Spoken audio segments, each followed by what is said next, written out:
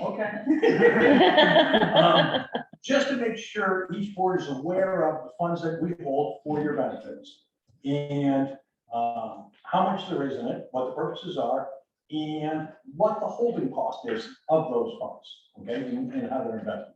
So I believe in your packet was a memo with the breakdowns of capital reserves and trust fund, and common trust funds. So I won't go into all of that, but basically there are two different types of funds. We have capital reserve, which in your case, you have the Amherst School District Capital Facilities Fund, and you have the Amherst School District Educational Students with Disabilities Fund. Both of those were established in 2003, I believe.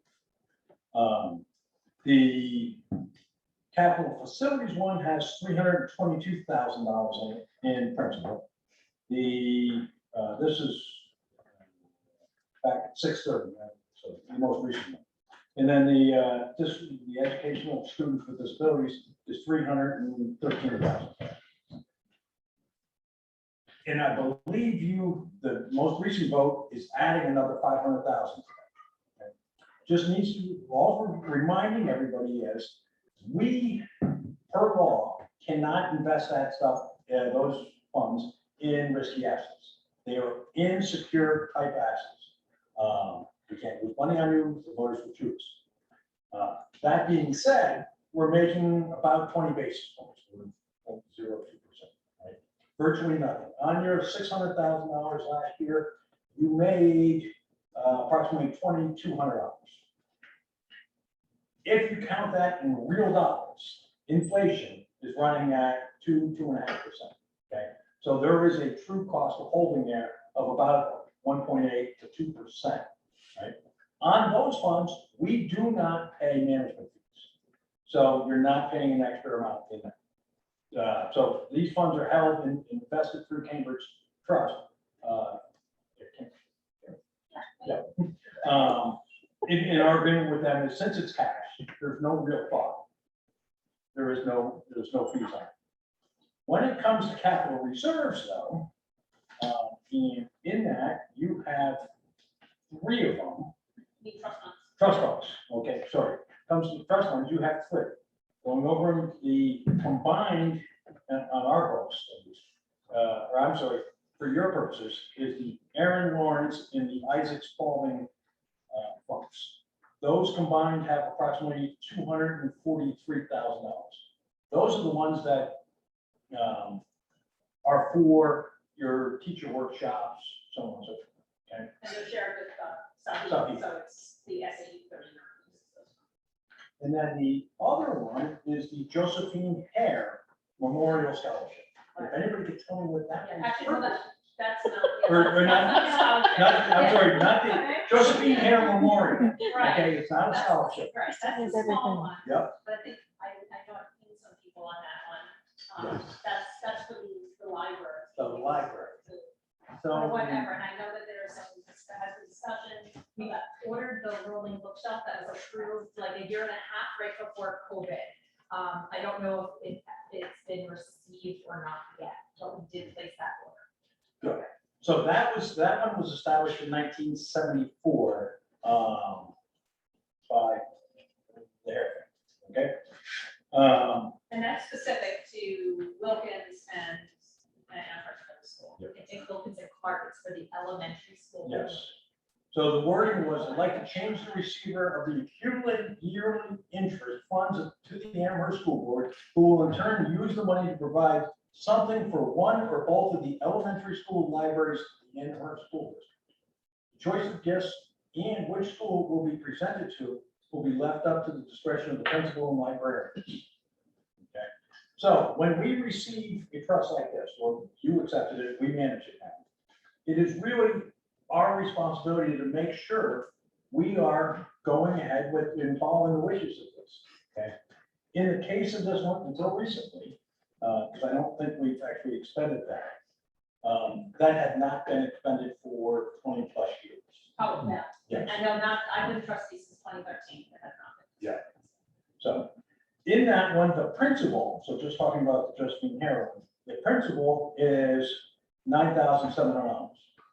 When we talk trust funds, we have two sides, principal, income. Every year, these trust funds, we can invest in stocks and various assets, risky assets. So the principal will go up over time. But the income that generates, your 2% dividends, your bonds, whatever, goes into the income side of the portfolio, right? In that is what you're supposed to be spending. There is currently $4,000 as of 12/30/2020 in that income side that is available to be spent. And when we talk about the Lawrence and Spalding loans, we have 243,000, but we also then have I'm sorry, about 33,000 right now. $33,000 on the income side. Okay. Again, when we're in trust funds, we can invest the principal side. The income side has to sit in cash because it's designed for you guys to spend it. So now if we go back to the inflation scenarios and all that, we're making 0.2 basis points. Inflation's running at, right now, 2.5 something in there. So we're losing 2.3, plus we have to pay a management fee on the trust side. So now we're at 3%.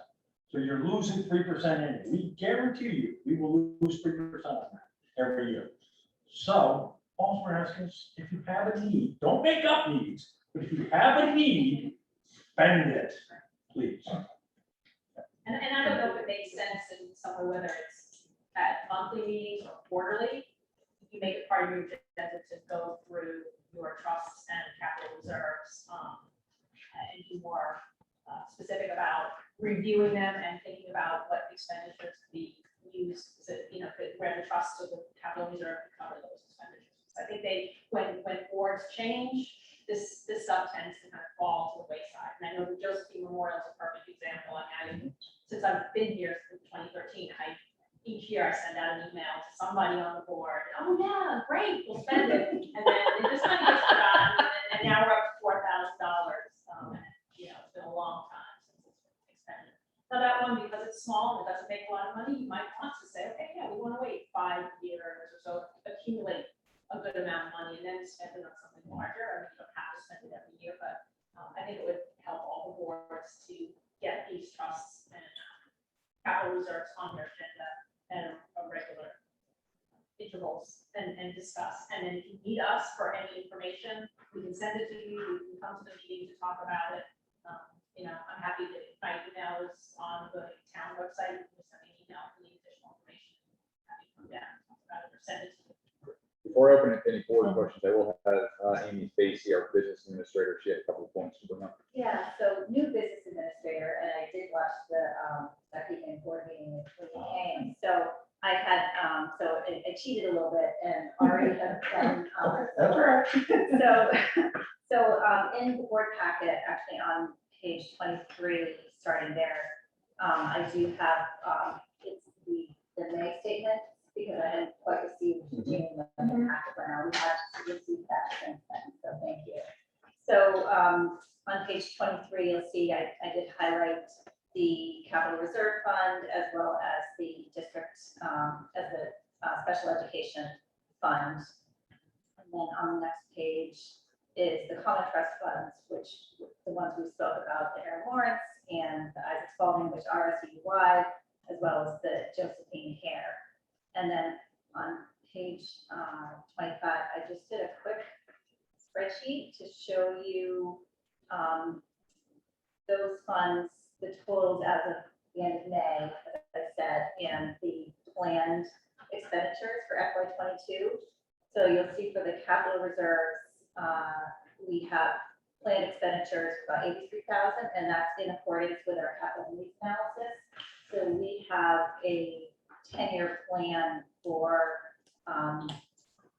contributions, which you're correct, there's 500,000 planned, and then for expenditures.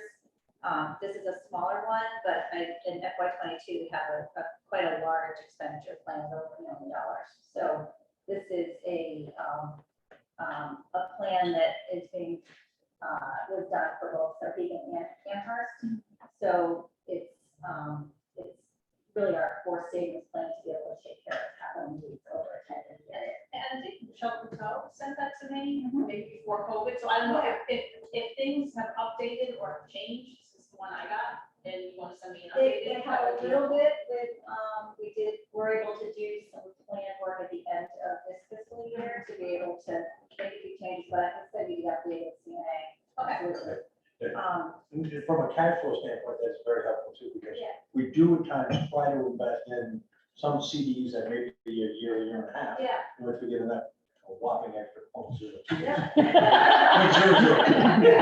Yeah, no, I'm happy to send that to you. And then the special education is really for an unanticipated event where we have a student come in. So that's really not going to be something that we have planned expenditures for. For the common trust funds, the Aaron Lawrence, we don't have anything planned. That's a small amount. I see about $8,000 in income, in interest income. For the Isaac Spalding, as you said, there's about Isaac 31,000, probably up a little bit as of the end of June, but we do have planned expenditures for that, for professional development of $5,000 for this year. And I think, and just, I know we talked about this with the South Meeting. Yeah. Board, that's been an issue in terms of that, in the past, they normally expended about 10,000 to 12,000 a year. I would say, but you're making generally an interest about 15, so that is building, and again, as Bob mentioned, the income that you're earning, you really need to spend. That's the intent of these trusts, is that So the you- income gets expended. So you would recommend spending about 15,000 per year? Right, yes, yes, so, and I know some people say, oh, yeah, we can identify more training needs, and Yeah. that's what it's for, yes. You have the money, Yeah. spend it, Great. it's not supposed to, the income is not supposed to be saved. It's Yeah. supposed to be spent. And that really is our message, which is, Yeah.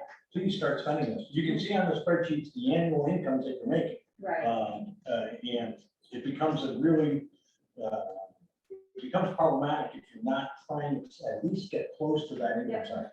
And And then for the, Josephine Care, I'm showing about a little over $4,000 in interest income, and we have the planned expenditures for the library furniture of about 3,000, so that would only be about 1,500. But I would encourage you to read the wording, and it's on our website at the time, of the ones for professional development. Yeah.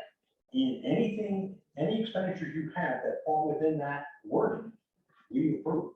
So it doesn't necessarily just have to be, we brought somebody in from the outside this one day. But professional development is a class for teachers that may qualify. Thank you. Thank you, Amy. We'll have board questions, Terry, and then we'll go with Beth. All right, so I have a couple. I will say, when you said you have money to spend on training, Bethany's face just lit up like, oh, I can spend that, no problem. Is there any way, because again, the way that we're using these, the one, Amy is absolutely correct in her understanding that the one for special education is literally meant to be an emergency fund. It is there so that we don't get caught unawares and we suddenly have to steal it from something else because we can't deny a student who comes in and needs those things. So that one is, we got it funded and we leave it alone until we need it. So there really is not an annual, like, oh, hey, let's try to offset our costs this year. No, that one is meant to be left alone. So is there any way for us to get a little better revenue on that? I mean, to be not risky, but maybe. Not on the income side, which is. No, I how mean- much? So the principal side, we're investing. And we've grown, I believe the original ones were, I think there was only $100,000 put in 2003. But we actively added to it every year over several years so that we could get it up to a reasonable amount. I Yeah, mean, the that last 2 wasn't, years, we haven't added to it. yeah, we stopped adding because we got it to a point we felt comfortable. 50K for 6 years. Right. So now you're at about 300. Yeah, and I think that's the plan, is just leave it alone if we can.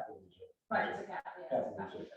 But losing money on leaving stuff alone feels bad and wrong to me. Is there any way, knowing that we're gonna leave it alone, that we could do any better I mean, on the it? only thing is that we can extend, I mean, to earn a little bit more, you can extend it out, you know, in CDs or treasuries for like, 2 years or 5 years, but then in 5 years, you run into that. Although we talked to the bank about, well, what if we do that for 5 years and then we have to withdraw early and we take a bit of a hit? That, we have to do the math on that to see if that's worth doing. But if we over the course of 5 years, we make enough, but we have to take a little bit in on it, it's still better to keep it in a longer term investment. But as of when I wrote this, interest rates for 5-year CDs were only 0.45. And so you're still losing 1.5 to inflation on a 5-year commitment. So it's just the way the laws are written. We can't invest it in anything that's a risky asset. Period. Okay, so well, it's sad, but it is what it is. And I think that the other, that's my understanding as well, that we really are trying to be less reactive and more proactive and to plan and go, okay, instead of asking and having our tax rate go up and down and up and down, we said, okay, we have these bigger things we know are coming. And so we want to build up to it so we're ready when they're ready to be done. And so we'll spend it on plan, hopefully, and appropriately, but it might not be every year because we do have bigger things. And that's what that's intended for. The smaller things are in our annual budget, and then the bigger things are meant to come out of that fund. So I would say we did try to thoughtfully look at these funds, and we didn't just go, oh, it's nice, we got some money in there. Like we very actively looked at what our plan was in the last couple of years. So And we've been going around, when we said we go around all the boards, because it has been a common theme throughout all of the different boards of Amherst that they've been using capital reserves as their own little tax. Okay, so 50,000 for educational students, 100,000 for a fire truck, 200,000 for whatever, right? When we start putting all those little 50s and 75s and everything else, we're sitting here managing how much capital reserves? Almost 3.5. No, that's the- Oh, that's the contrast. Right, about Yeah, $3 million. And we go, okay, $3 million in which we know we're losing 1.5% a year. So that's why we're on the turf. I think it's a trade-off, Oh, but. it's a trade-off. Right. We're not telling you not to do it. We're just telling you what the cost is. That's it. Okay, no, that's fair. But it's also that it's not our money either. We don't have the luxury of working till we're 85 if we have a retirement fund that dies out at 75 because we made bad investments. The town, this is taxpayer money, so we can't just go out there and be risking it on any possible thing. So I think that's the reason protection is there. So as much as it stinks, I mean, it is not our money that we're dealing with. If it's my choice, I'd be as aggressive as we could go and watch this thing go up 25% when the market goes crazy in the COVID year. So I think And it's, then just make sure you're not for reelection when it goes down 25%. I'm saying if it was my money, but clearly it's not. So, Ms. Kuzma. So with the shared trust funds, the two PD ones, when you say SAU wide, I'm assuming that just means Amherst, Amherst and Southampton, where, you guys would be watching that burn into money, I'm assuming. But how is there? They do watch Southampton, even though it's made up of one burn and Amherst. Yeah, but not like the village. Correct, because the school's located in Amherst. What is there rules on the disbursement appropriation? Southampton says, oh, we can totally use all that money without lose Amherst without any ability. Is there any, rules, or is it just kind of, all right, Southampton has a significant need this year, Amherst has a significant need next year, and we just kind of swap around like that? From what I gather, and Christine can type in, it's typically been used for SAU-wide events, so back to school and other types of events that all teachers can take advantage of. And I believe that there's like a 60-40 split in terms of allocation. So it matches. Yeah. In the past, we were told, and I don't know if we have a little more latitude, that this should be used really to like bring speakers in. That's not written for professional development for teachers in general, but specifically to be able to bring in national, like big name national speakers in to present. And our feedback from teachers starting a few years ago was that they actually just wanted our in-service time to do a little work on curriculum work together rather than sit to listen to a speaker speak to them.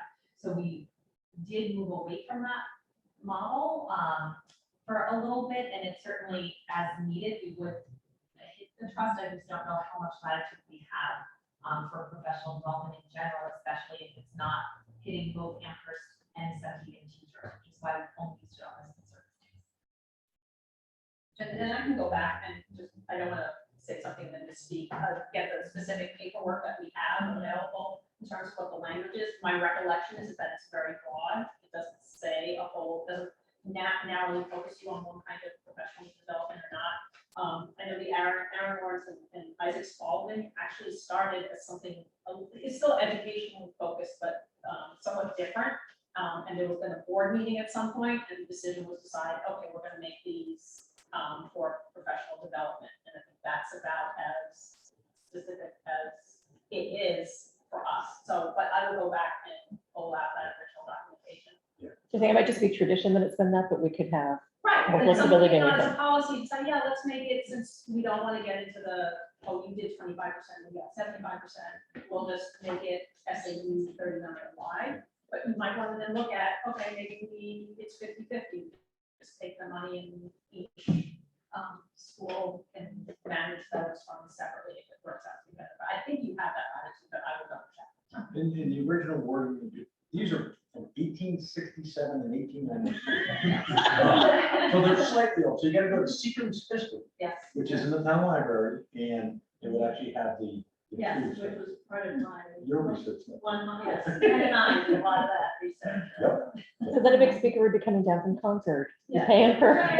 Because there's, you know, because there's definitely PD in Amherst that we can use this for instead of budget money, such as, you know, the responsive classroom training and things like that. If we were to split it 50-50 or 60-40 or whatever the appropriation is, you know, it could, we could use more of it every year, but just that type of thing. Ms. Parisi? So my question was gonna be about the wording and just wanting to see what the wording is. And I know we were talking about how both of those were PD, but are they actually PD and what's the wording? So that was one question I had. Another question I have is, what is our goal balance for the special ed fund now that we're at 313? If we had one student come in who needed things. So I'm comfortable with 300, and that's why we stopped funding it 2 years ago. Yep. And it is possible one student could cost us $300,000, that is true. Yep. But we're comfortable with 300. I think beyond that, we're holding up taxpayer dollars, losing money because of no interest. So that's the right balance in my opinion, but it's really a board decision. Okay, so when it comes to, if the balance is 313 in there now, do we have that 13 that we could spend on any special education costs? Yes, Yeah. yeah, and I think again, that's one of those things that's pretty broadly written.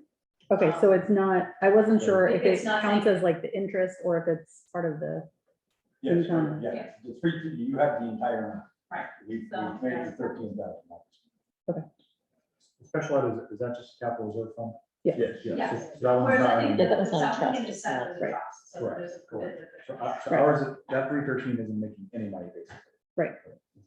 We said we had a total of 2,800 last year on 600,000 and change, give or take, was 2,200. 2,200, yeah, so it's literally. Yeah, and we don't book inflation, so. Yeah. Take that. Any further questions? Okay, Bob and Laura, thank you very much. Thank you. Thank you.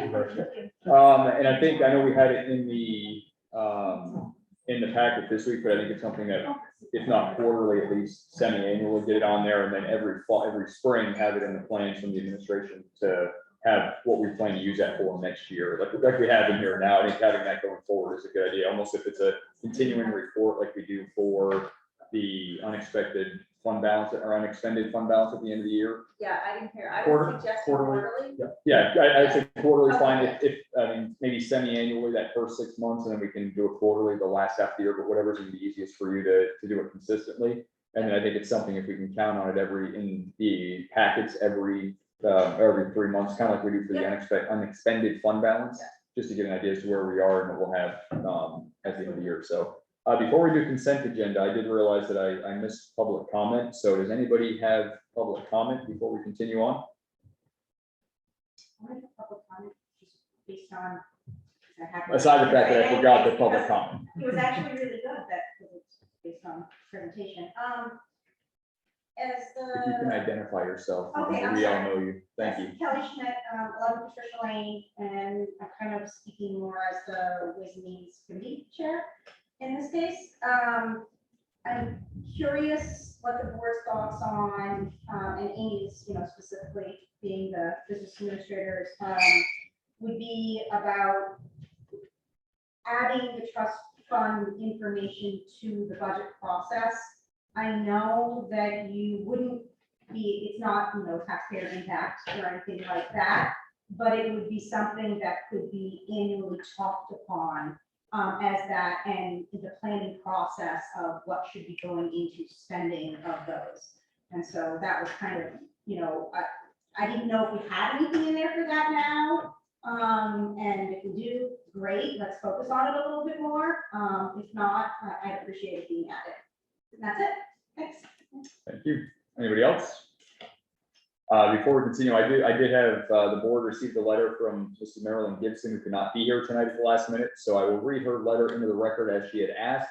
Today I will send you a copy of it when the meeting's over, so you don't have to worry about typing it all out. I'll give myself 3 minutes, and hopefully I can get in under 3. So it is titled "A Problem in SAU 39." Now that the school year for most children, teachers, parents, and guardians has come to the finish line, there appears to be a problem that has existed for an exceptionally long time within SAU 39.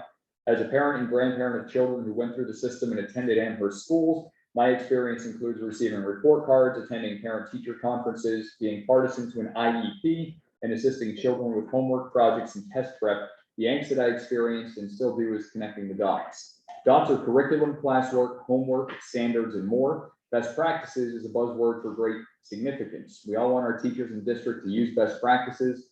Dr. Arundel does not have a prior reference to Dr. Arundel. Dr. Arundel notes, quote, best education practices, the wide range of individual activities, policies, and programmatic approaches to achieving positive changes in student attitudes or academic behaviors. This umbrella term encompasses the following designations that differ on the level of evidence supporting desired student or institutional outcomes: promising, validated, and exemplary, end quote. And she has a link in there to a study or an article at arundel.org.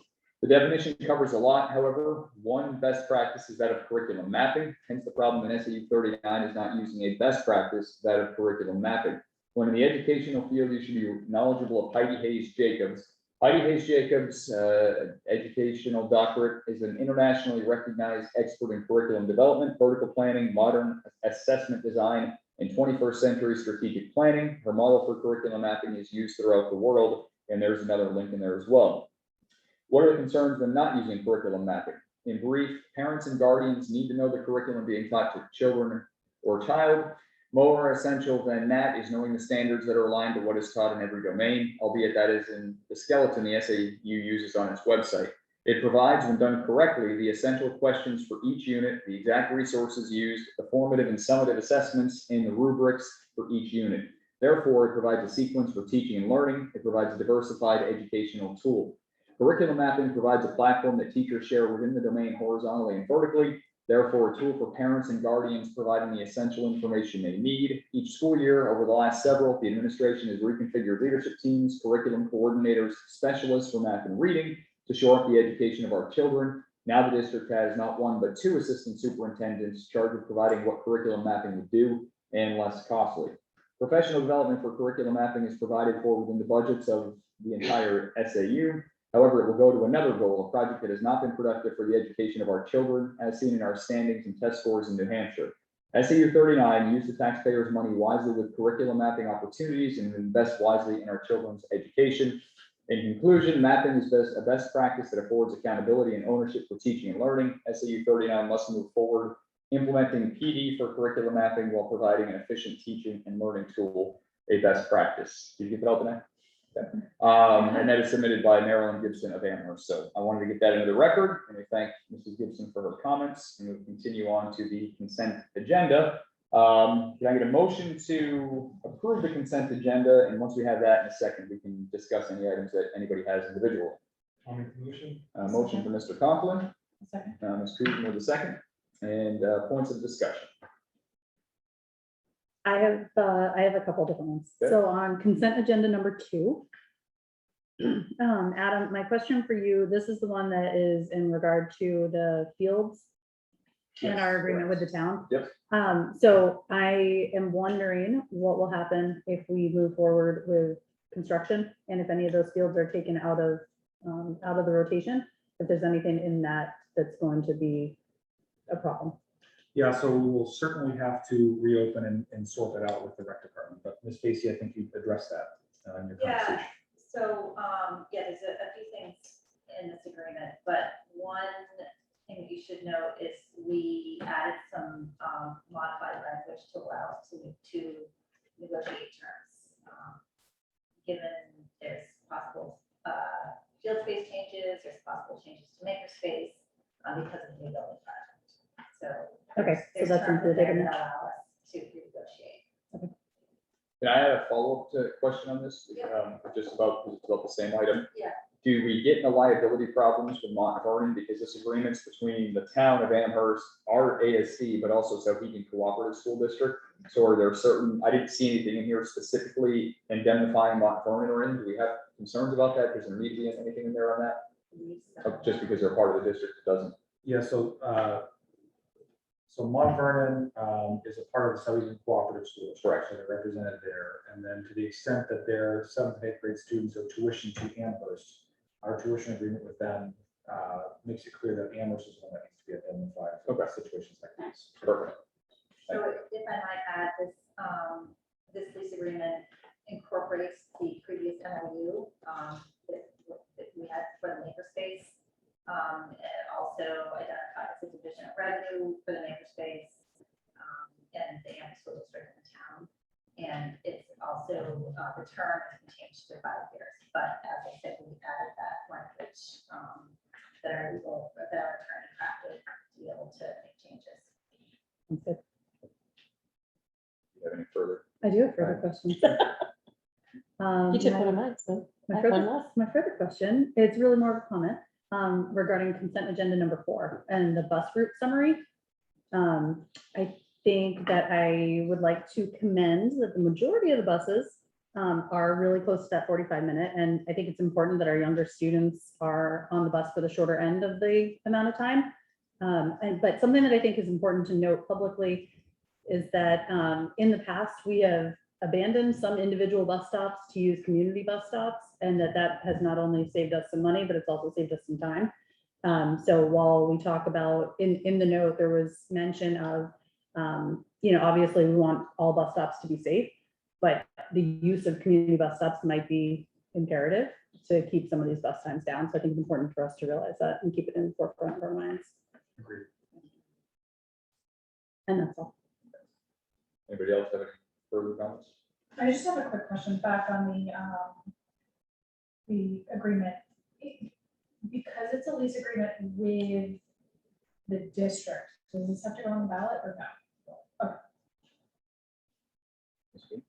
All right, so on number 4, I would like to commend the fact that we are so close to 7 a.m. as our earliest pickup. And I know that is extremely insanely hard to do. And however black magic made that happen, thank you. That was Ms. Stacy. Amy has spent an incredible amount of time working with the bus company and our police department in certain cases, and all of our school administrators to make these routes work. It's not been an easy task. I am well aware that is an understatement, and thank you. I guess my follow-up question to that though is, if specific problems arise, where should parents go? Do they go directly to us, directly to Butler? What is the mechanism for people who just are like, no, this is not gonna work? Just mention your cell phone number. So believe it or not, we're already managing some bus stop change requests. So. No, really? So yes, they need to go to the bus company first. They'll do a review, a formal site visit if necessary. And this is all documented between the bus company and the business office. If they are not able to work out a solution, then it would be elevated to the business office to do a review.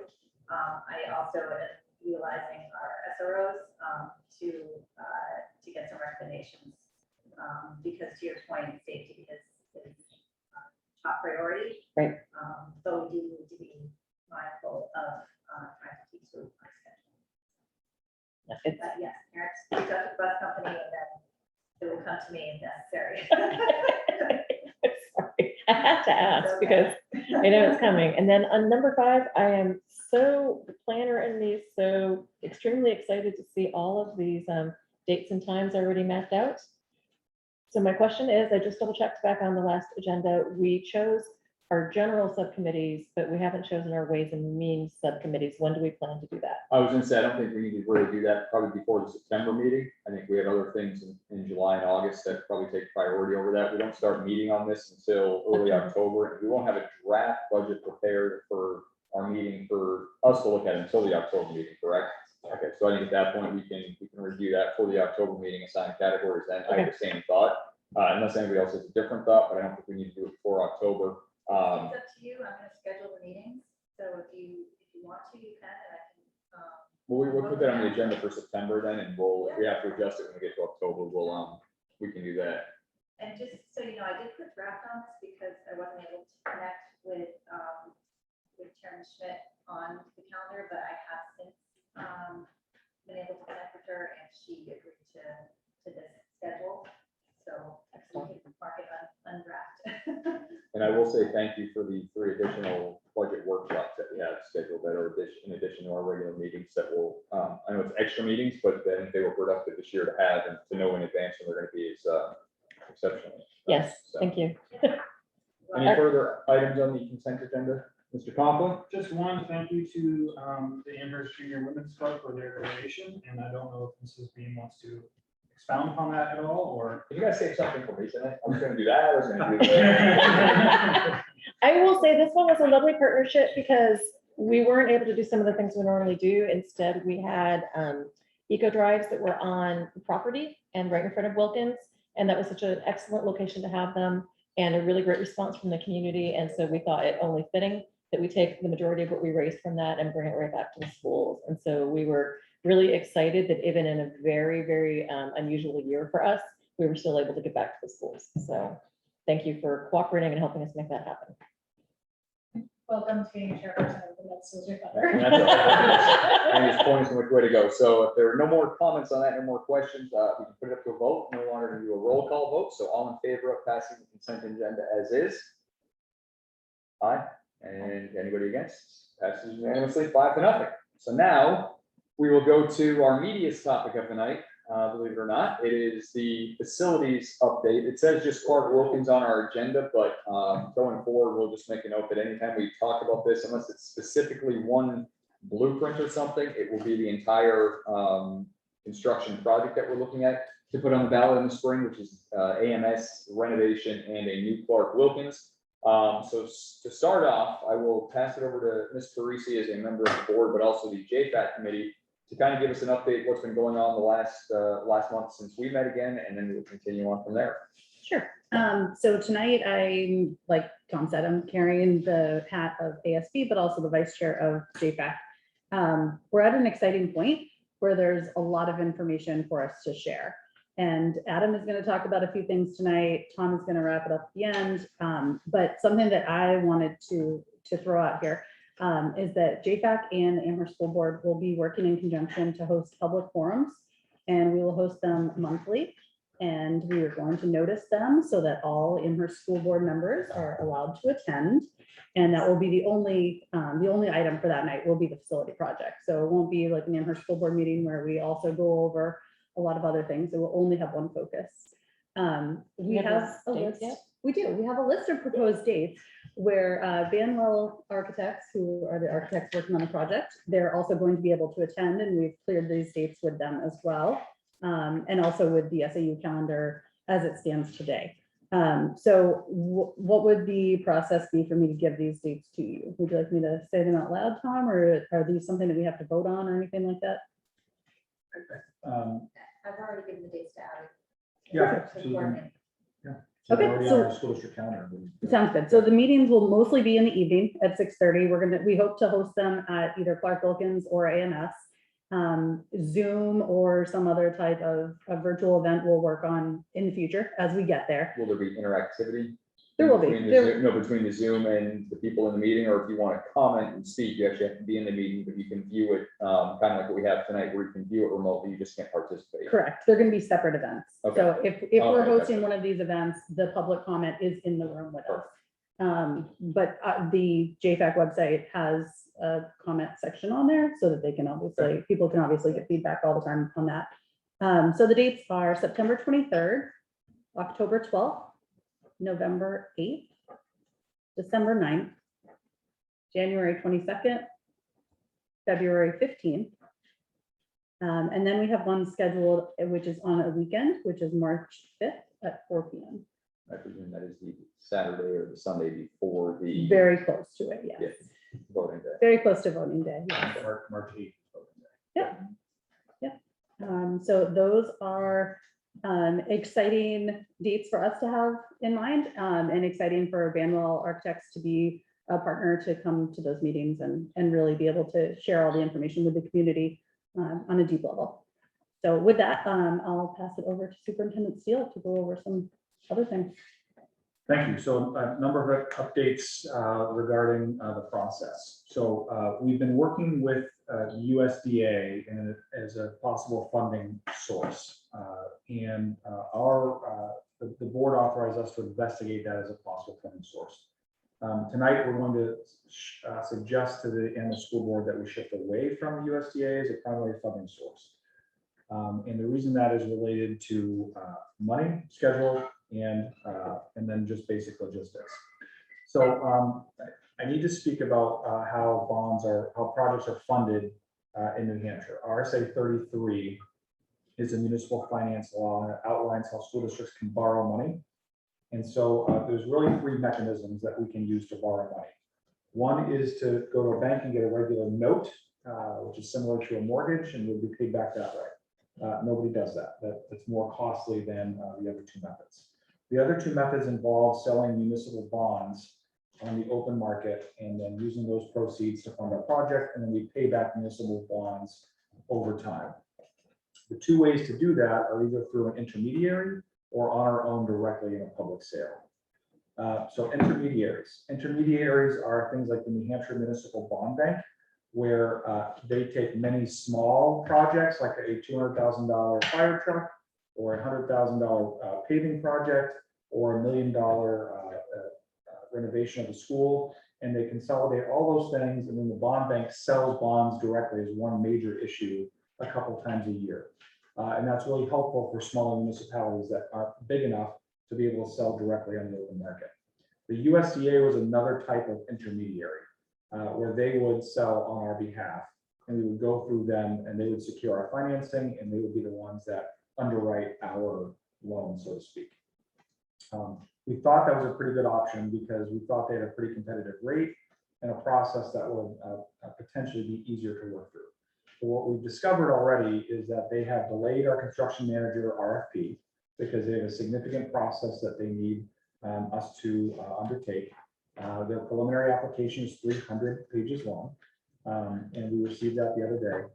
And there's also some things about the process that we think are going to lead us to costing our taxpayers more dollars and perhaps getting a worse result. So first of those things, to do a construction manager RFP, we were required to put an architect's estimate of cost in the RFP. So that's the equivalent of saying, I need new garage doors on my house. I think they cost $5,000. What would you do the project for? If you ask 3 different companies, what would you put garage doors on my house for? Well, most companies are going to say I can do it for $4,900.99, right? Because we've already tipped our hand about what we think the cost for the project might be. But that's their required process. The second issue is that with USDA, they don't fund the project and sell the bonds until the project has been completed and built. The difficulty with that is that we have to have interim financing in between because all of our vendors, the construction manager, all the people in between aren't going to wait until the project is done 2 years later to then get paid. And so we have to do interim financing, which will cost us money along the way. And the third reason is related to that. With a typical bond sale, say a project passes in March, probably July or August, we would actually go to the open market and sell our bonds in the municipal bond market.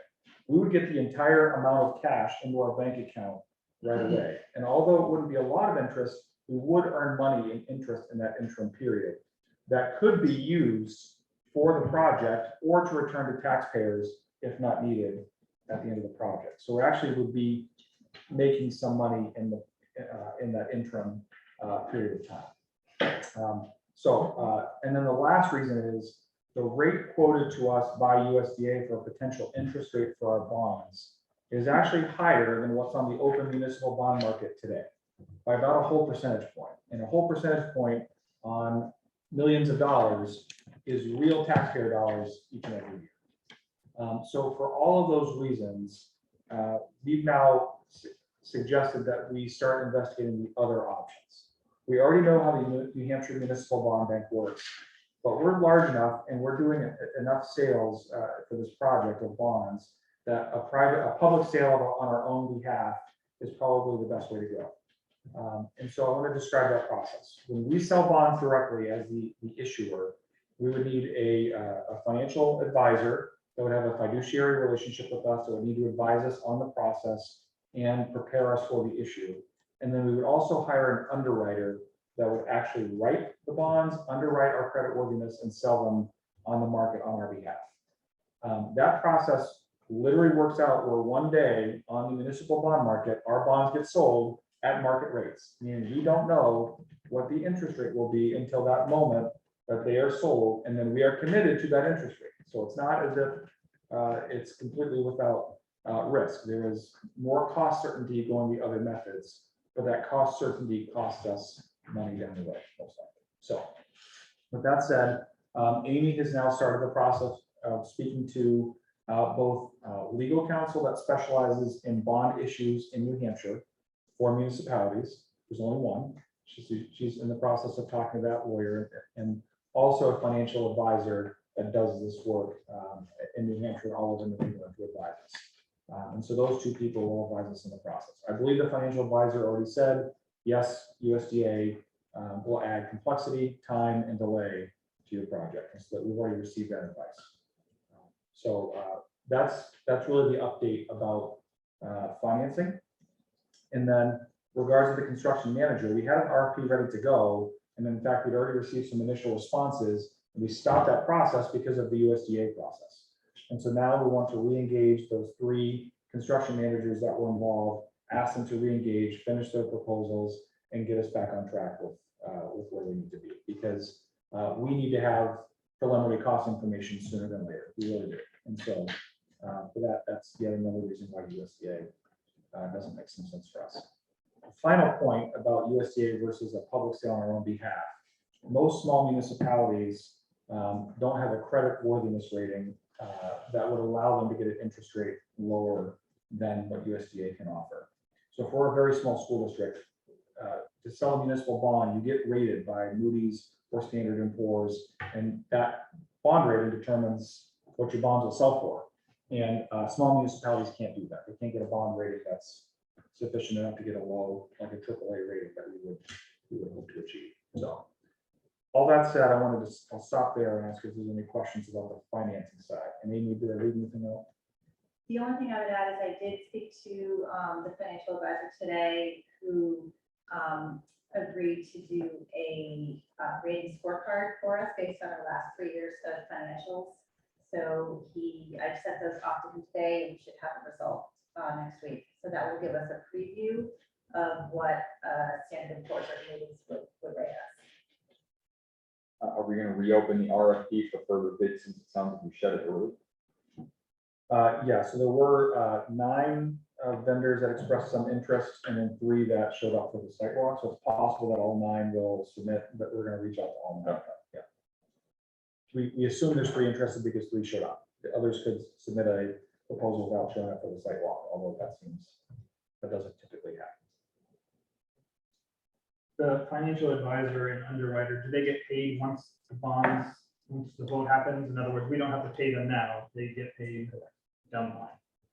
I'm not sure. I have asked for a fee schedule. Certainly this scorecard rating is doesn't cost anything, but I have asked for a fee schedule. That's generally how it works. So the underwriters do not get paid until the bonds get sold. Financial advisor, if they do work and we pull out before we actually sell them, they've done work at that point, but not pre-bond. Typically. Any other questions on financing?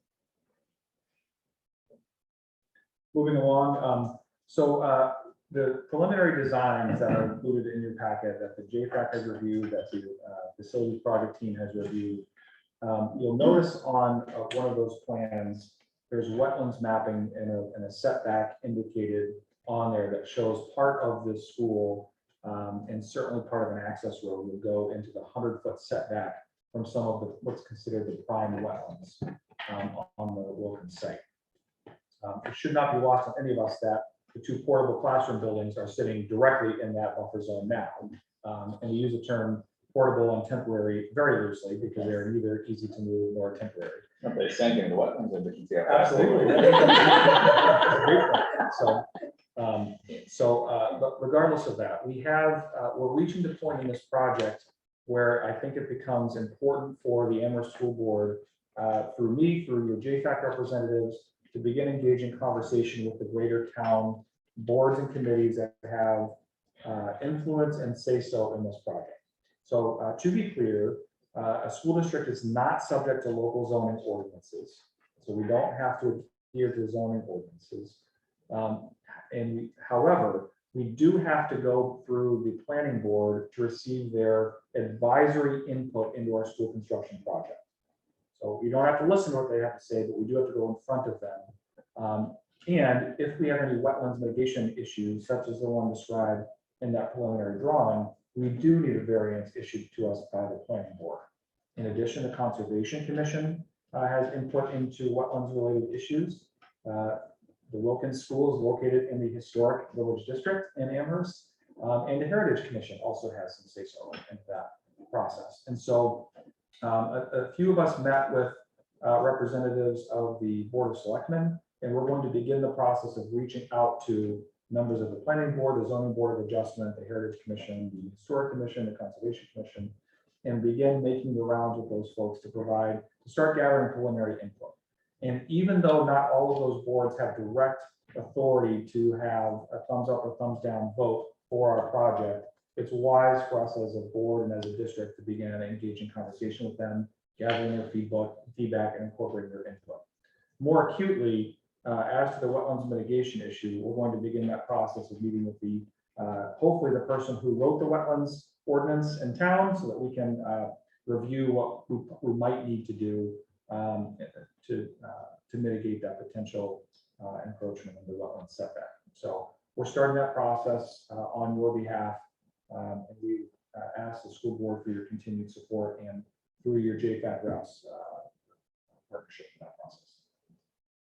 Now, does any of that need a vote from us tonight in terms of dropping the USA pursuit? I would assume that because we voted on that to approve that process, I assume that as a board, we should vote on that to discontinue that process. I had the same recollection, but Ms. Parisi corrected me that the board authorized us to investigate that possibility. Okay. But not to make that decision necessarily. So, Okay. And legally, the school board does not have to make a decision on funding until after the voters have approved the project.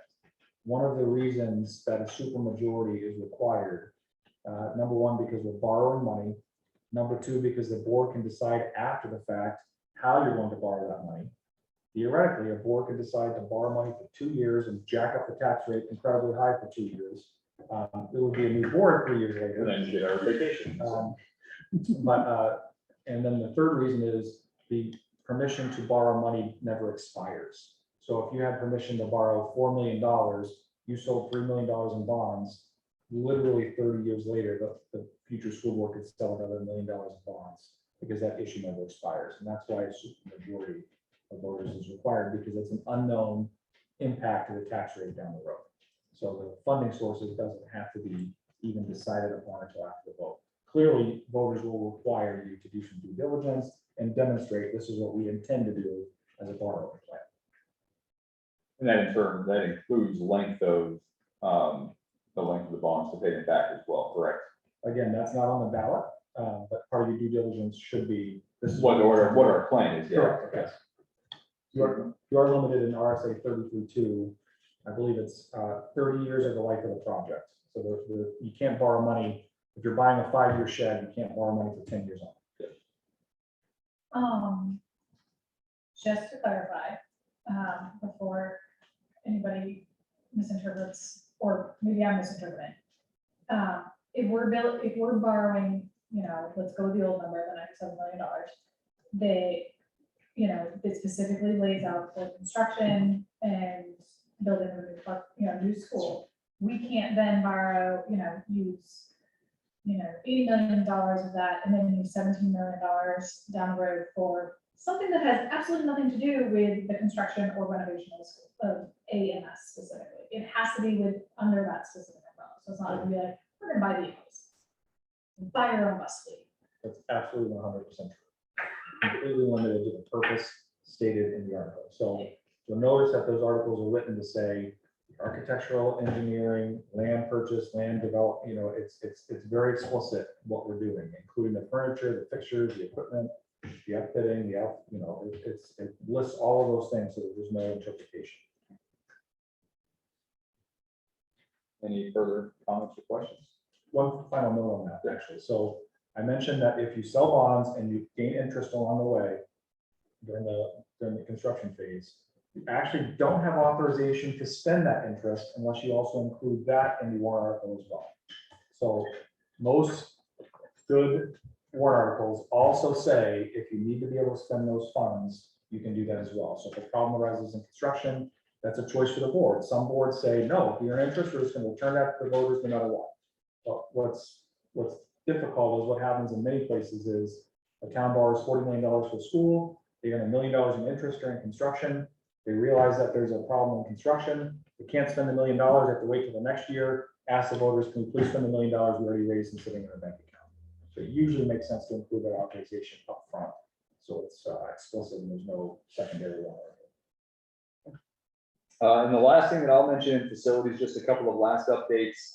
We did have, Adam mentioned it in our packets. We have a draft of the 2 proposed designs, very basic sketches, I would say right now, 2 different ones that the JFAC committee discussed last week. Certainly no decision has been made. And I presume we won't make one until we start to get a CM hired and get those cost estimates down the road. So we're looking at least August, if not later, before we actually agree on the design. What wasn't in the packet was the proposed renovations of AMS. Those were emailed to the board. You can find all of that. I believe it'll be on the SAU 39 website, but we're also going to have it on the Joint Facilities Committee website, which is jfac.sau39.org. You can find those plans on there and just the general, it's a high level overview of what potential designs would look like. The 2 Elford Elementary and then the 1 renovation for AMS. You'll be able to find those there.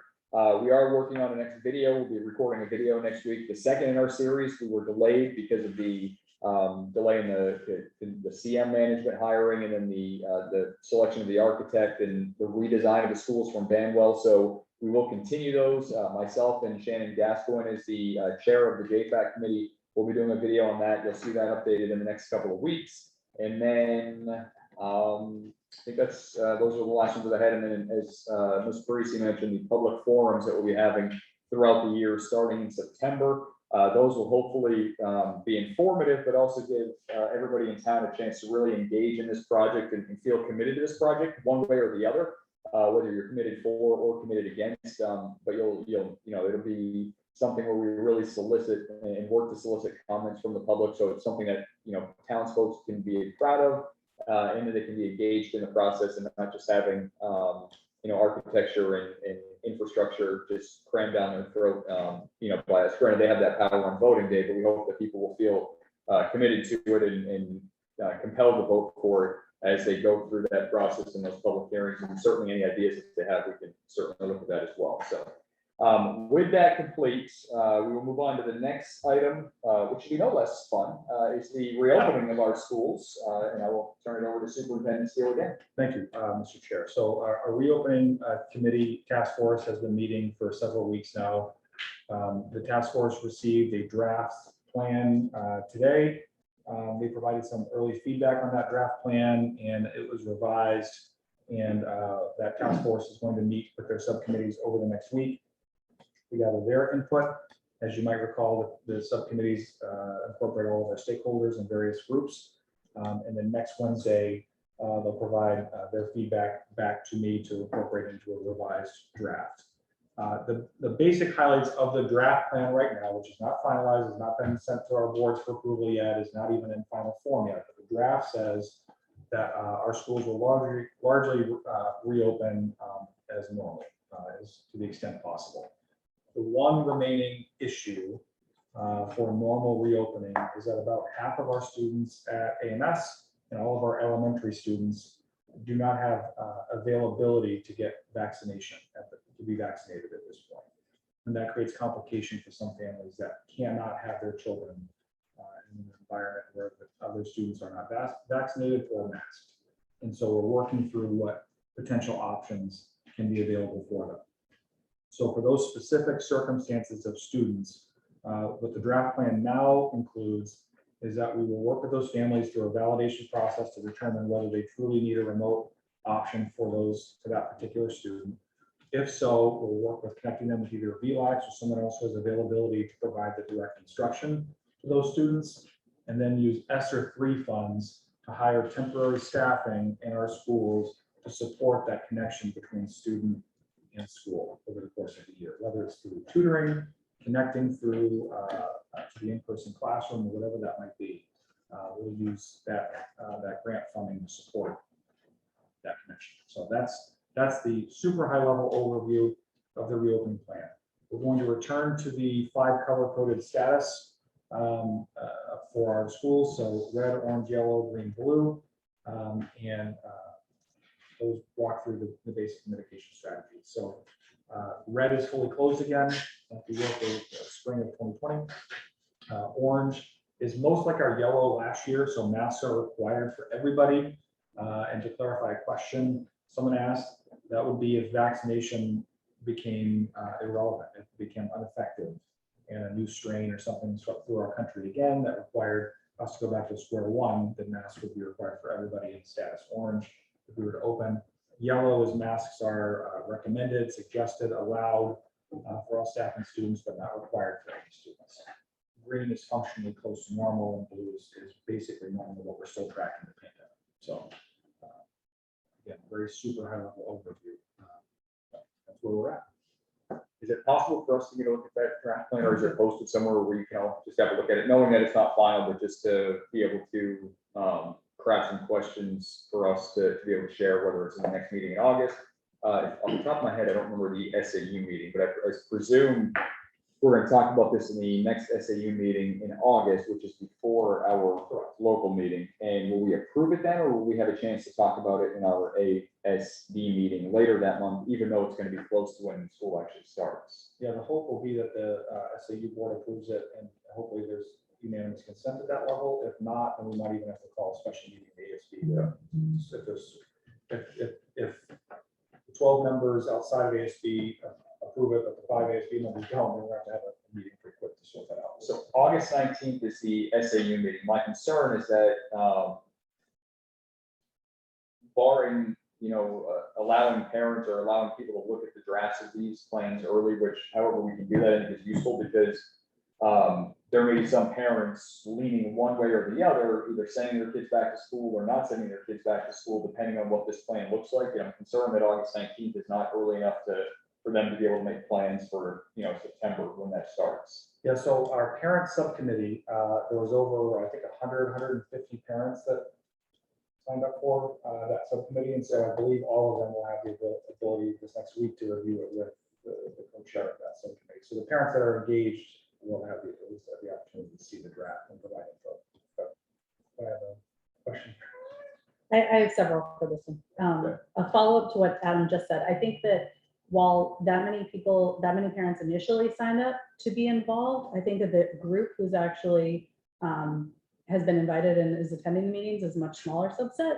So I would ask that we push out to all of those 140 parents who were wishing to be involved at that point to be able to gain further information from them. Okay.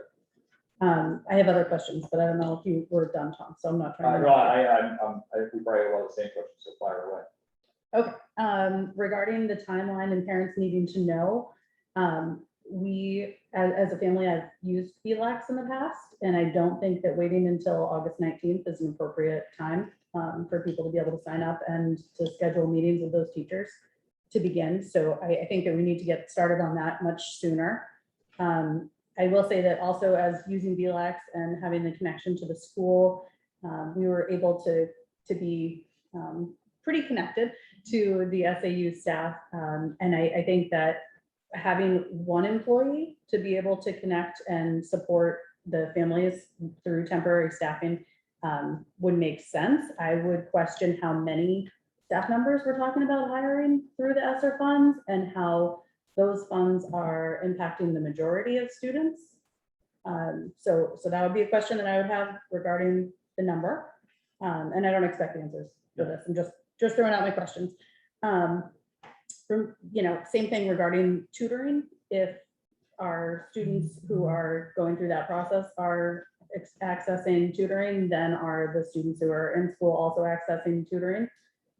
Sometimes we find that our students who are not reaching the 50th percentile are able to access that, but I would probably argue that some of the students who are going to be using VLAX will be over the 50th percentile. And that means that those other students who are in person should be able to access something also, just for the equitability. Is equitability a word? No. Equity.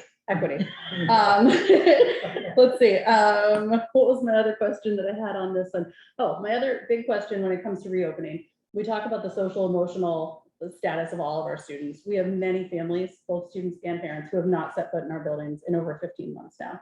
I would like to know what our plan is for them. We're in the middle of July. I think those families need to know. And going along with that, when our students will know who their teachers are, because I think that we always have that back to school anxiety. But I think for those who have been remote or who have been out of the district for whatever reason, getting that information to them would be helpful. Yeah, we have a social emotional subcommittee that's specifically designed to address some of those issues. Most specifically, and most importantly, I think is those kids who've been gone for 18 months from our school building. So we're working on a program to invite them back early, be able to have a day to get reacclimated in the school, and it's not the first day out of school. So he already does something called Saber Startup, and so we're modeling a similar program to our other schools. And the social emotional subcommittee led by Sheila with the high school is working on that specific. Yeah, so I'd ask when our families can be expecting to find information about that. Sooner than later, I think is the right answer. I think that's a good answer. Thank you. The one, sorry, Sarah, go ahead. I'll let you go first. I feel bad. I don't even steal your thunder every time. Okay. All right, so I know that you specifically addressed masks, and that's obviously a huge thing on everybody's minds, but are we still including spacing where we can, being outside where we can, washing hands more often, having those stations? I mean, I think that some of the things that we've been doing can actually, COVID or no, they can help just with the well-being of students and reduce having kids out for just common stuff. So I know as soon as everyone took their mask off, suddenly everyone got a cold and strep throat just ripped through everybody I knew. So that kind of stuff exists too. And it would be great to keep that down if we can. Yeah, so I think we've learned some positive lessons through COVID. Right. Being outside is one of them. So I don't see that ever going away again. We have limited social distancing options. In our Right. schools. We have everybody in the building. Everybody, right. So, but hand washing and hand hygiene, absolutely. And I wouldn't be surprised if during flu season, we see some kids wearing masks at school because they choose to do that. Now, if they've learned, I can wear a mask and survive at school. Their parents might suggest that they do that during the flu season to avoid those sort of things. I think that's part of a cultural change that we'll probably see. But Okay. yes, to the extent we can do things like that, yeah. All right. So on the determining need front, how are we doing that? Who is doing that? And sort of where are we drawing our information from? If someone comes to us and says, I have a need, what is the process for that? So the one mechanism that already exists is the 504 process. And so students who've demonstrated medical or other physical needs, we can engage the 504 process for those students. But that's not, that's a little bit too narrow of an aperture, because some students will have family members that have an indirect issue that would require something different for that. So a takeaway from our reopening task force meeting today was our administrative team needs to develop a process to go through that. So the answers I don't know right now, but again, I would suggest that it would be something that started at the building level, where they would make a determination, and then parents or families could appeal to myself, and then ultimately perhaps even to the school board to help figure that out. I think we're a fairly compassionate district, but we're balancing the needs of all students, taxpayers, the dollars we have available, and the resources we have. And so everything will be a balancing act, but I think that having a process is what we're doing will help us narrow that down. So, and I agree, and I agree with you that we are compassionate. My concern, I guess, is, the current guidelines for the CDC state that anyone who's unvaccinated should be wearing a mask in the building. So if we have a parent come to us and says, look, my kid's not vaccinated, and CDC says that they should be around people with masks, how do we handle that? Right? So I guess I'm, wondering how we're going to treat those students. Maybe we won't have any of them. I don't know. I don't know what the results of the surveys have been, but concerned about how we balance that, I guess, and where we're making our determinations from. Because I know last year was a different year, but we were very much basing it on certain recommendations. So how are we basing it this year? Yeah, and we constantly find ourselves between the CDC and the New Hampshire VHHS that have been conflicting pretty much the entire time. So that's frustrating to be sure. Yeah. So my belief is that any requirement of students to wear masks is going to be an unsuccessful endeavor in our schools. So I think that's a reality that I'm trying to find a way to accept, even though to me, I see a parallel with peanut-free classrooms, right? Sometimes we have classrooms right now where a family finds out a couple days before school starts, your child is in a peanut-free classroom, and that's can be a challenge for those other families that now have to make different arrangements for lunch, especially for the kids had a peanut butter sandwich every day for lunch since they were 1 year old. So I see a parallel with that and with some of this with COVID as well. And in a perfectly compassionate world, I would think that we could say to our families, you're in a classroom that requires masks until vaccination are available for your age group of students. The survey we did, there were about 430 parents that responded. 3/4 of them said they'd be willing to have their kid wear a mask if it was good for the other students in that class. So most of our parents did say that was the case. I don't know how we make that an option. Like if we say to parents, would you need that for your student? Now we do all of our placement, and it's very possible that some classrooms will be smaller, larger, or inconsistent, and even worse, providing a false sense of security to those parents who think that their student will only be around masked people all day. But the reality is they're not going to be. They're going to be changing at specials, in the hallway, at lunch, all of that. So on balance, I'm not sure how we would execute on having delivering that promise. That's my read of the situation in our towns and in our state.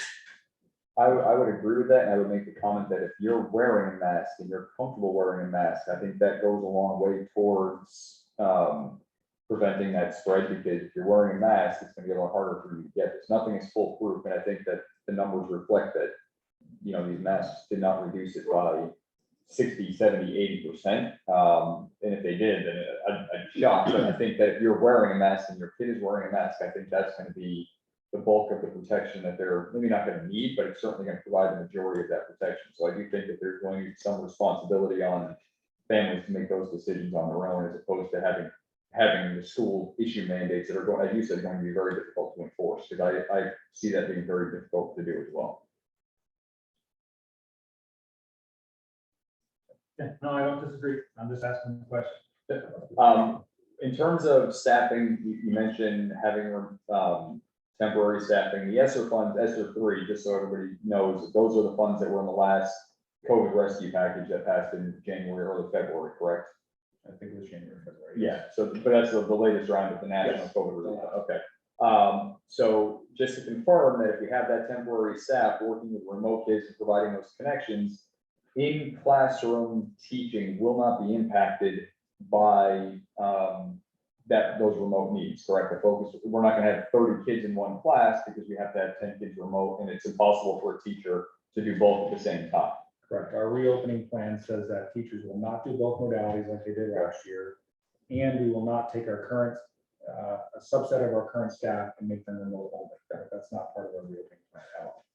And then the only other thing I would recommend and I would like to see is, or something to think about, is autonomy within the districts. And this obviously has an impact on Mount Vernon and the Souhegan board as well. But, if we're gonna go to Orange in one building, if we need to go to Orange in one building, having the flexibility for you or for the boards to be able to dictate which buildings that happens to. If vaccines stay effective, it doesn't seem to me like we would necessarily need to go to Orange, Yellow, and Souhegan where you might in the elementary. So I would just ask that we keep that flexibility open to be, a little more flexible with, signing those color codes to different buildings at the same time. So. Yeah, that, actually, that point was raised by someone else in the committee. We got our draft does reflect that we could have different stats levels at different buildings based on either vaccination or Much better way to say it than I did. So. Ms. Bruce? Do we have an ESSER fund balance that we know But that was from EO 38, from last year, I believe, correct? That was. Yeah, that's not the ESSER funds that were. of? These aren't the ESSER three. contemplated. No, ESSER funds were specifically given out to schools to use through the last plan that passed under the current president. The EO 38 was unexpended fund balance last year, that was 700,000 that we saved, that would have gone back to taxpayers. We get to keep that. And it was $1.5 million at the time, I think it was, right? And we whittled that down to about 700 just through the various stuff to get through this current year. But that we have to return, correct? Yeah, so for ESSER three, we have a little over 210,000 available. There's a small amount in ESSER two, left about 8,300 that we're looking to probably do some furniture replacements.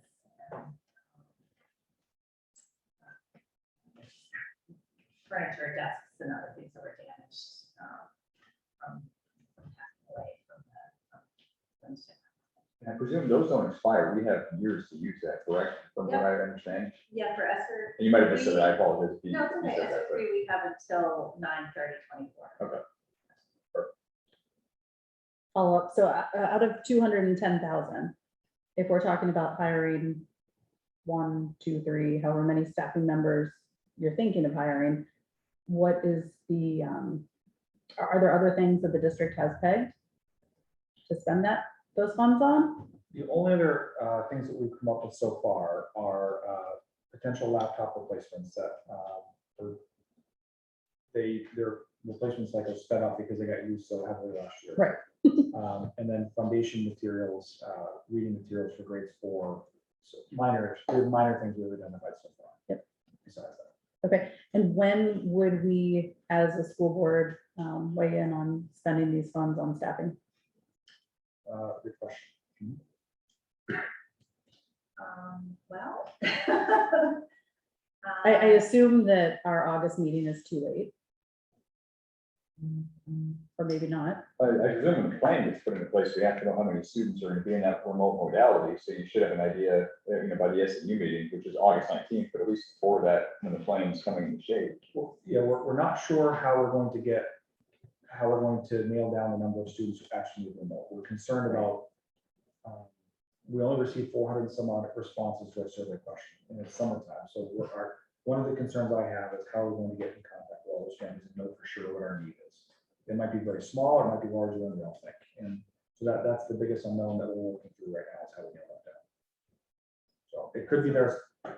We would need to post for the position, so it would need to be soon. So I guess some feedback tonight would be helpful.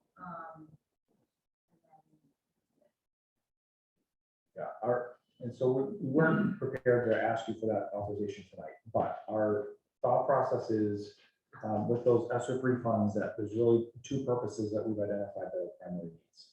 One is intervention for all students that have had learning loss as a result of COVID. So doing whatever we can to fill in gaps for kids that have had whether for whatever reason have not been on pace, that's a perfect investment of those SO3 funds to fill in those gaps.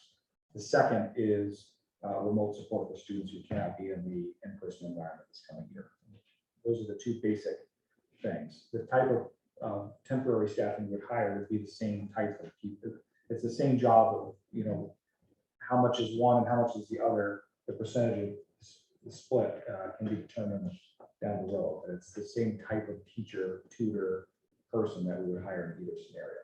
So we didn't prepare to ask you to approve that tonight, but our thought process would probably be that we would notify you. We're planning on posting these positions for you to approve at a future school board meeting. But I don't want to put you on the spot tonight to make that. We would have to go through the Andrew process for approval. I know we talked about the number of students that we think are going to be remote. I'm totally just guessing here, but my thoughts are that if there are parents that are concerned that that they need to have their students be remote, we have heard from those parents. I mean, we tend to be the people that need it the most or the most vocal. If they're not, then I don't know what they're doing at this point, if they have a serious issue like that, but I'm sure we heard from them last year.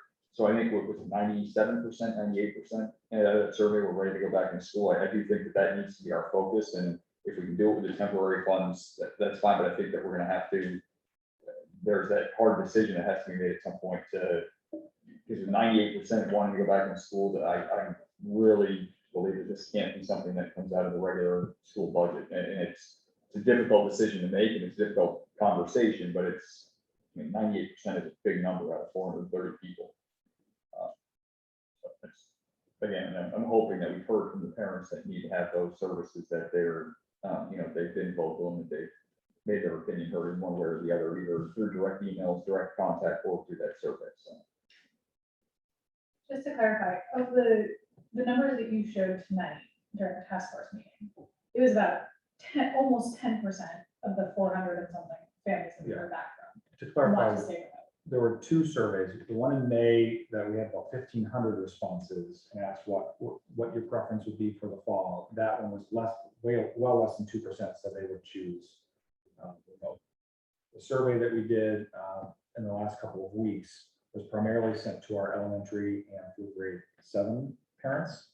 And of that survey, 430 odd people, it was around 36 that said that they would want. My mistake. I wasn't there was a second. Yeah. So 10%, is that our, It's a little less. It's than Just 10% of the 7.5. votes that we said, Yeah. right, but it was a really small percentage compared to the right. But I would also agree to Tom's point that the people that would choose remote probably were more likely to fill out the survey.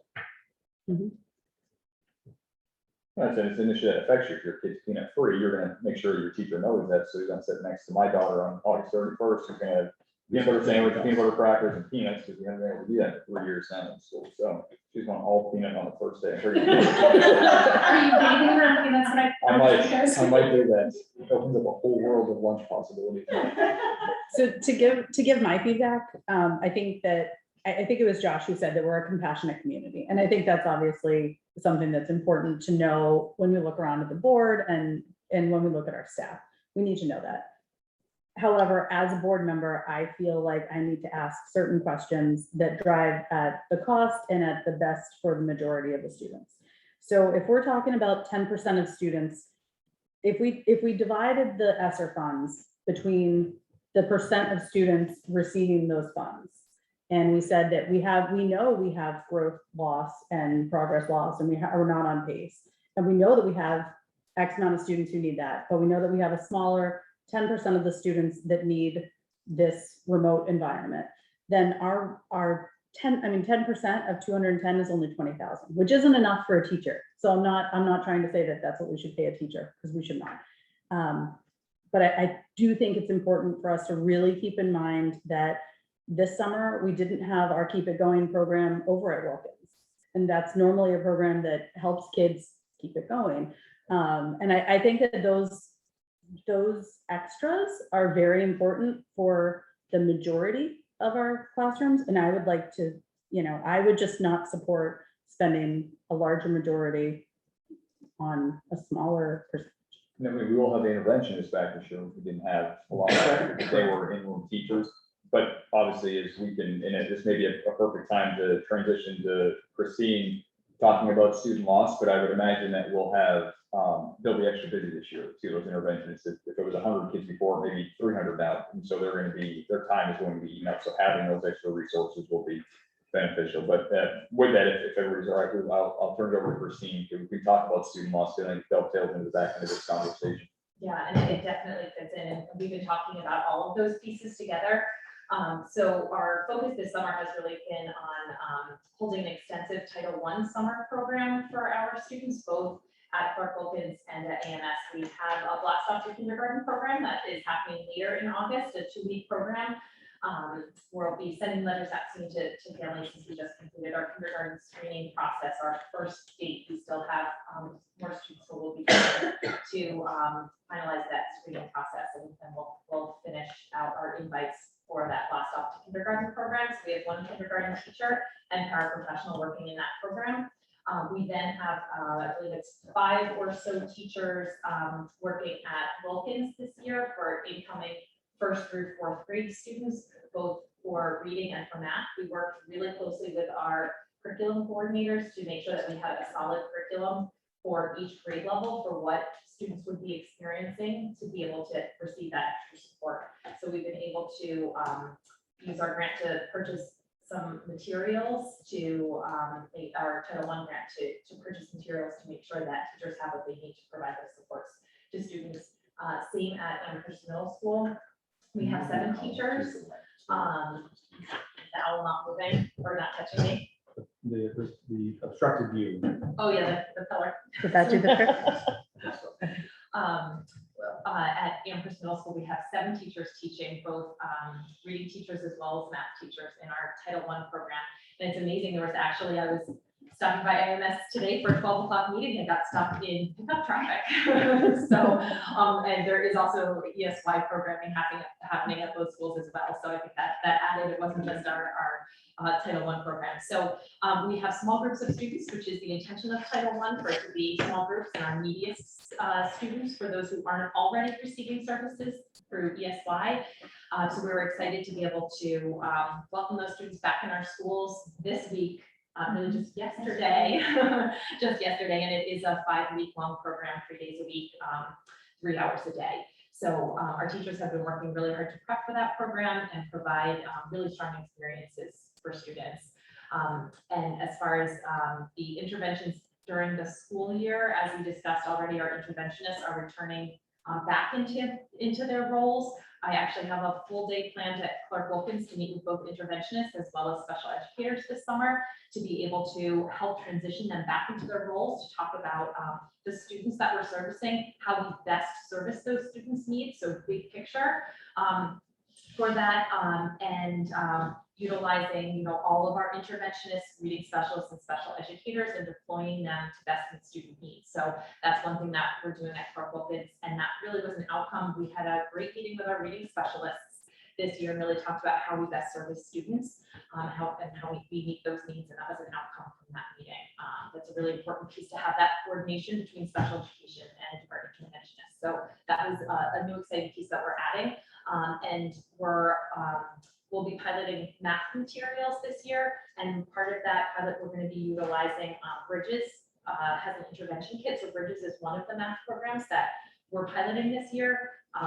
Illustrative is the other one. Illustrative doesn't have an intervention kit, so we decided if we're utilizing that intervention kit this year, it would align with our pilot material. So we're really looking at that piece as well and being able to utilize that kindergarten through 5th and maybe even into 6th grade. And that's something that we have been looking at even outside of our pilot process, having those intervention materials to really have materials teachers can go right to a scope and sequence, and those materials are really high quality where you can give a student assessment, determine exactly where they need to be in those materials, and be able to fill in those holes and gaps so that student can move on. So it's both making sure that we have the personnel to be able to support, as well as those the high quality instructional materials to support. So I don't know if I answered the the question that the board had around interventions. I wasn't sure if there was anything specific. Nothing specific, it was all coming together, so I didn't want to get too far without having you be able to potentially answer some questions we might have had related to reopening in general, but it certainly would be addressing the progress loss.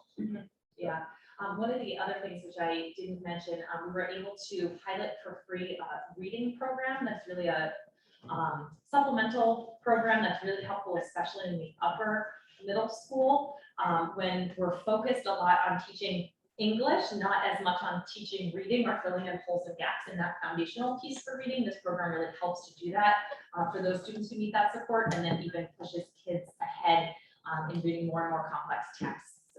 So that program, we're looking at utilizing some of our ESSER funds to be able to purchase that program for this year, which would also be an intervention and an enrichment support for students. So we are looking really twofold, as I said, materials, not just math, but also in reading as well, and then making sure we have the personnel and that we're deploying those personnel the correct way to meet student needs in the schools. Questions? I have something on the funding aspect, not necessarily intervention. So if somebody else has an intervention, please first. How many students have you been serving over the summer? So the number fluctuates each week. Our classes, our grade levels range anywhere from like 8 to 16 students. Some are serviced for both content areas and some only in one of those content areas. So numbers are a little a little tough to nail down exactly, but there's a range, and Title I is really supposed to service in small groups. So in having only 1 or 2 teachers per grade level, we're anywhere in that 8 to 16 or so. How does that compare to previous years? We haven't had the funding to be able to support. We were actually able to save all of our Title I funding from last summer because due to COVID, we didn't run a summer program. It would have been challenging to do so. So we decided to save that funding and be able to expand our program. For the past few years, we've only been able to service a blast off to kindergarten program and not service any other grade levels with our Title I funding, but we've been able to expand out and service all grade levels. So have there been any, like, let's say 3 years ago, 4 years ago, were there any summer programs for students? Yeah, a number of years ago, and we're probably back 4 to 5 years ago, I think, when we had larger Title I funds, we were able to have larger programs. And we did for maybe 2 or 3 years run a summer program, and some years we were able to run that program for all grade levels. Others, we targeted grade levels or had, a teacher that would teach 2 different grade levels and have, like a half program essentially. So it's definitely expanded out. We have more teachers this year, and we're able to service more students than we have in the past. Anybody else have questions on this, or do you want me to keep going? Okay. When you talk about interventionists and specialists and their role in the fall, what is our plan for, we're talking a lot about the students who have not kept pace. What are we going to do? And maybe that number is larger than it has been in the past.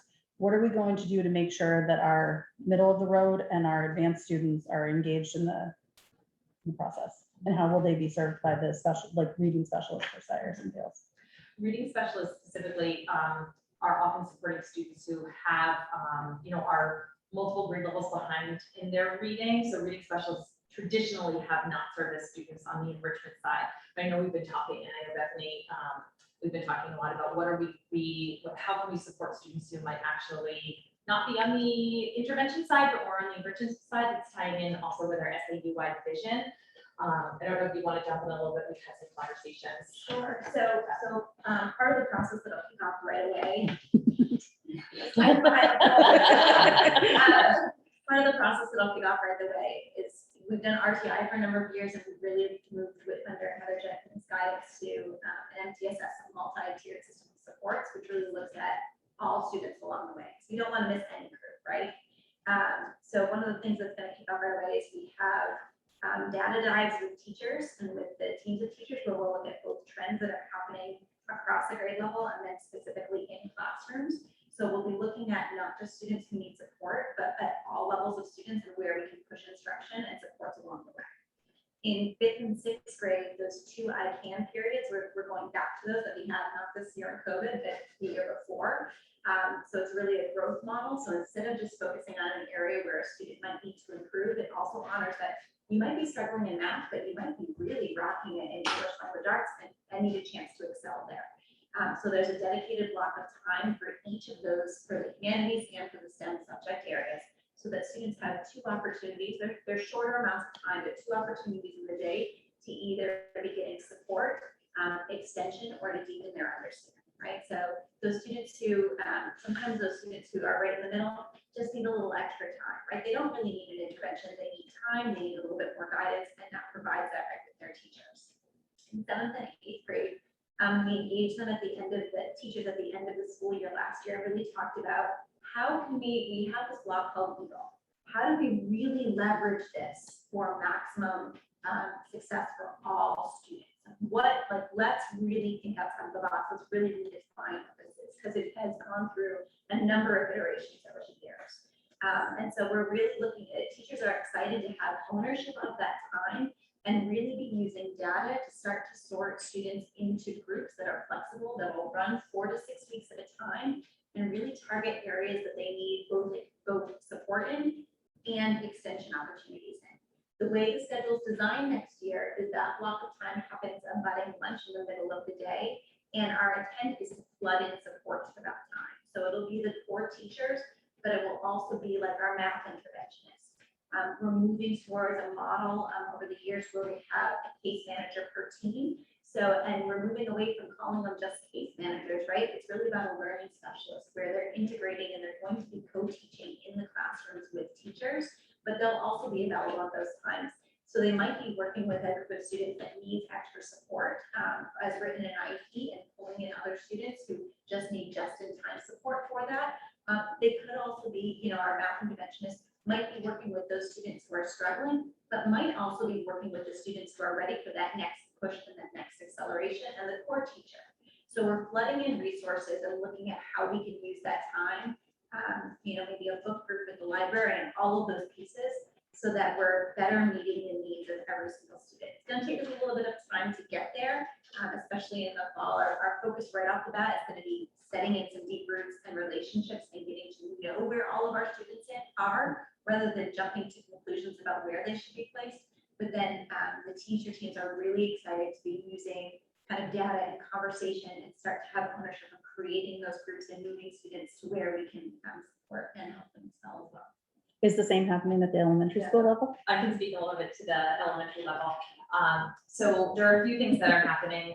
First of all, we have expanded out our intervention supports this year, and part of the reason we want to have that time for those interventionists to meet and coordinate and service students is maybe to free up a little bit of time. So our goal and our hope is that the interventionists would also be pulling enrichment or extension groups, probably 1 per grade level. I'm not sure exactly what that plan will look like. Our summer day will help us to devise that, and I'm happy to share out with the board once that's developed. So that's one piece of the elementary level. The other piece is that we'll be piloting 2 math programs, one for the first half of the year and then one for the second half of the year. And those math programs are rich, deep, and really rigorous. So I'm excited that the materials that are going to be in front of students are really tightly aligned to standards, and will also provide those rich and deep experiences. So I'm feeling confident that the enrichment piece will also be happening even more deeply, or maybe more easily for teachers in the core, in that math, during that math instructional time. And those materials really do help teachers to provide some of those extension opportunities for students. So that's another piece that's happening. And again, this summer, we're also spending time with kindergarten and first grade on English language arts, and really refining our scope and sequence. It was part of the work to really help get kindergarten and first grade in a good place to make sure that they can kind of wrap their heads around some of the curriculum changes that we've made recently to each of those grade levels, and give them a chance to kind of dig in deeply. If we have funding and the opportunity, we might even be able to expand it out to second, third, and fourth grade as well. And part of that time would also be spent on here's our scope and sequence, but what does that look like in the classroom as far as that enrichment piece and extending students beyond that work. So a lot in the works, and we can certainly share out more did I answer the question? I know I maybe got off track and we dove deeply into the enrichment piece. No, you delve deeply into Okay. student progress loss. Good. And that's Okay. exactly, Yeah. it doesn't matter if the student is needing the enrichment, they still might have had progress loss. Yeah, So I appreciate it. absolutely. Any further questions? I still have a question. Yes, go ahead. Or more of a comment. One thing that as a board we need to keep into consideration, I know that, there's a lot of thought on the, attention being paid to the 98% because they are the majority of students. However, we need to keep in mind that those 2% of students could be extremely costly to us if we don't have a dedicated remote option, available to us that will work in their case. If we, one or two students with a medical need that can't come into the building, that we don't have adequate supports for in a remote setting, a one-to-one tutor and things like that could blow a lot of that 200,000, which would mean none for the students, the rest of the 98%. So that's just something that, as we're looking at allocating funds for it and things like that, there are things that need to be taken into consideration. And I think for us to have, we would need to have that entire puzzle or that entire, that all of that presented to us, because I'd like to see where it falls in terms of what a public school's requirements are, how that works, where if you have a kid that can't come in, what responsibility that does lie on the town. And again, it's a terrible way to word what I'm saying, but where the responsibilities lie for the district and what they need to provide. So I think that we would have to have a more in-depth presentation in terms of what the statutes are and what the laws are regarding that as well. So just, yeah, so. All right, so if there are no more further questions there, we'll go to our second public comment of the night. Yes. It's Eastland 19 River Road. I have a couple of things. The first one, and you can time me, I'll try and read fast. Yeah, I'm sorry, you have 3 minutes. I will give you a 2.5 I know, minute yeah, warning. so if this is a comment about the options that are in your packets about the proposed buildings and coming up renovation of ANS. According to a couple websites, I used statesAtRisk.org and the New Hampshire Department of Health and Human Services website. By 2050, New Hampshire heat wave days is projected to quadruple from 10 to more than 40 days per year. These heat waves may or most assuredly affect learning and air quality within the classrooms, which has a direct impact on our staff and students with asthma and other lung conditions. The corresponding effect on pollen, mold, and allergies cannot be taken lightly. The New Hampshire DHHS website mentions that poor mental health is associated with climate change and severe weather events. And some people are more directly affected by climate-related stress. The site also states the risk of suicide varies seasonally and rises with hot weather, suggesting potential climate impacts on depression. When looking at the plan for a new building and renovation, new elementary building and renovation to AMS, I encourage you, the board, to access the current environmental data we have within the building. And I think you must consider adding air conditioning to the current options instead of just leaving open the option in later years. A thing to keep in mind is outside of these buildings' primary purposes, these community buildings may need to be used as public cooling stations or aid stations over the coming years as the nation and New Hampshire prepares for living with projected rising temperatures. On the second thing, I think I still have 3 minutes, at AMS, and I could be wrong, I believe there was a reduction of some grade level paras positions. I'm wondering if some of the ESSER 3 funds could be used for the paraprofessionals in their role as they are key players in helping students stay on track for competencies outside of the regular learning specialists and teachers. Thank you. Any further public comment? Yeah, you got a minute left. I just told you, you could have kept on going, so. All right, without any further comment, do we have I believe we have a non-public tonight. We have some questions we need to do during that, so I will take a motion to go into non-public under RSA, is that accurate? 91A3-2. Subsection A and C. A and C. I'll make a motion. Motion is made by Ms. Kuzma, I get a second. So we need a roll call vote for this, so Ms. Bean? Beam, yes. Tracy, yes? Dr. yes? Yes. No. 5-0, so going to non-public, so I appreciate everybody coming tonight. And we will see you at our next meeting in August. So we're doing